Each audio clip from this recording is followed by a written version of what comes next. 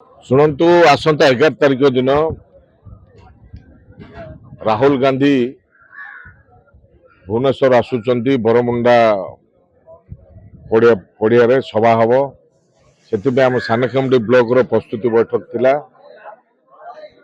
जे को पंचायत रु केते लोक जिबे केते गाड़ी घोड़ा लोकंर जीवा आसीबा खाइबा पीबा सब सुविधा तापे आम आलोचना करथुलु कांग्रेस पार्टी तरफ